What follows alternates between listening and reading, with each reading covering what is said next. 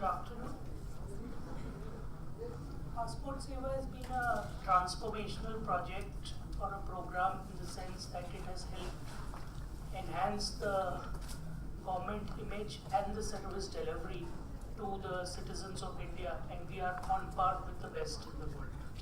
So here I will take you through how mobility has influenced Passport Seva in keeping up with the trend, what kind of services we've offered and how it is helped.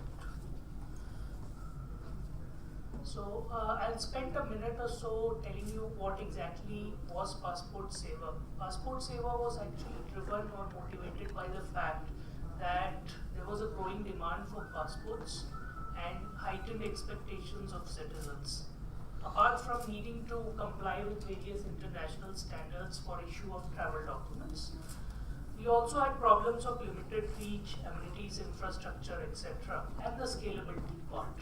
So given all that, so the Ministry of External Affairs in a public-private partnership with Tata Consultancy Services embarked on this ambitious program to transform the passport issuer process.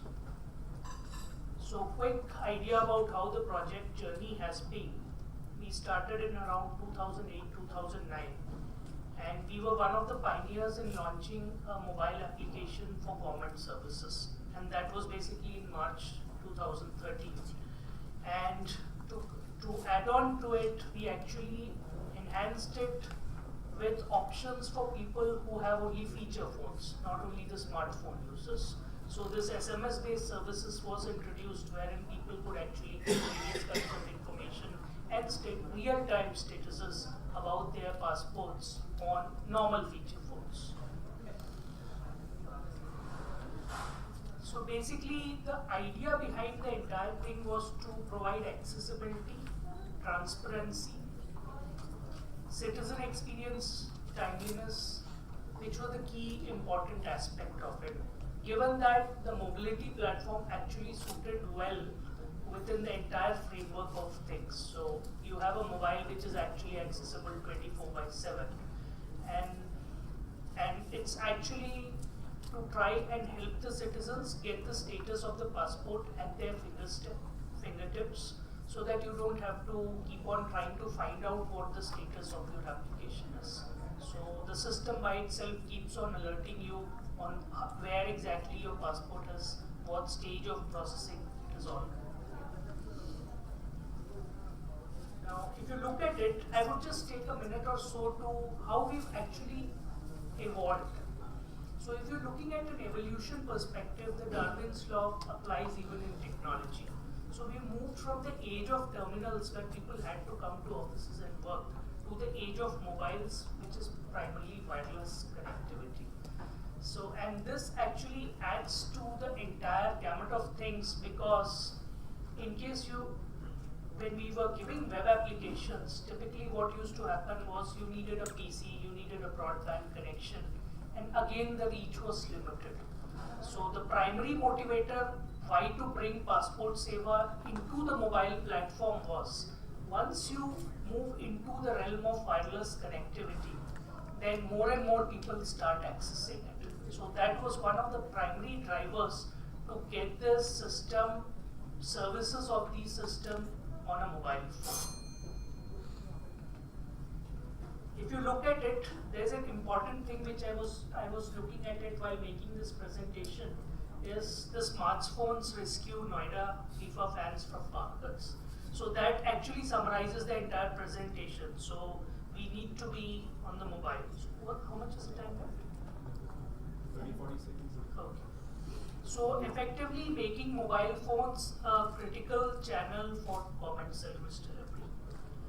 Now, idea basically is to get you to Passport Seva benefits, whereas we had wider accessibility, efficient service delivery, lower cost, enhanced user experience, mobility in e-governance results in convenience of use. So that was the primary focus under which Passport Seva mobility program has been driven.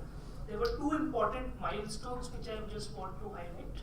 One was for the smartphone users and the other one was for the feature phone users. So the idea was to basically take into account both kinds of users to to be able to use our mobility platform and get all kinds of information. So this is all what we provide at this particular stage. We have general information, locate center, fee calculator, status tracker and contact us on basically all the 4 platforms. We are actually going towards a realm where people are using feature phones too. So on a feature phone, we provide them predefined updates, reminders and on-demand information. So predefined information updates keeps you throughout your cycle. Now this is what the entire vision is going to be about.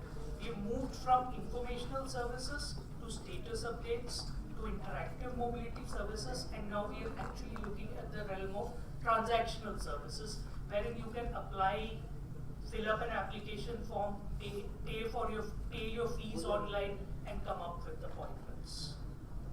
So a quick roadmap of how we've actually progressed. We've gone from all the 4 platforms to feature-based services like SMSs, and most importantly, we're even looking at a handheld device for police verification so that we can effectively cut down the time for the police verification process. So there's where the entire mobility actually helps. So this is a quick statistics before I wrap up. So we've got consistent ratings of around 3.83 on the various platforms, and people are using it, and the idea is actually moving to a transactional kind of a platform wherein more and more people will start using it. So you can even take a tablet or a mobile to a village. You have lesser reliance on power being available because a battery can be charged for a day. You have lesser reliance on connectivity services being available. So that's where we've gone through the journey. And here is some quick feedback what the users have given us. Thank you. Thank you, Mr. Ramesh.